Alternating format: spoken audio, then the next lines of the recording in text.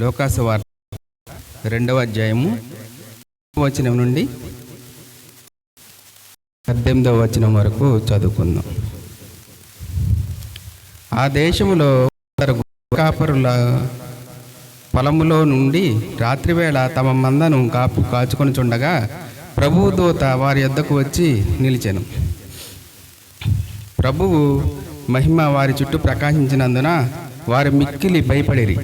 అయితే ఆ దూత, భయపడకుడి, ఇదిగో ప్రజలకందరికీ కలగబోవు మహా సంతోషకరమైన సువర్తమానము నేను మీకు తెలియజేయుచున్నాను. దావీదు పట్టణమందు నేడు రక్షకుడు మీ కొరకు పుట్టి ఉన్నాడు. ఈయన ప్రభు అయిన క్రీస్తు. దానికిదే మీ కానవాలు. ఒక శిశువు పొత్తిగుడ్డలతో చుట్టబడి ఒక తొట్టిలో పండుకొని ఉండుట మీరు చూచెదరని వారితో చెప్పాను.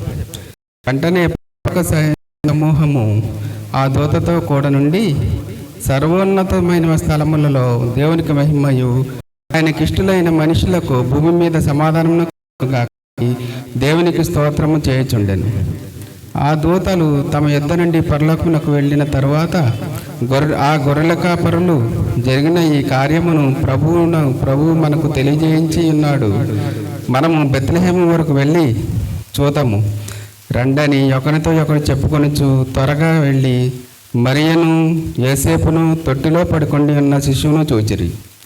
వారు చూచి ఈ శిశువును గూర్చి తమతో చెప్పబడిన మాటలు ప్రచురము చేసిరి. మట్టునకు పాఠం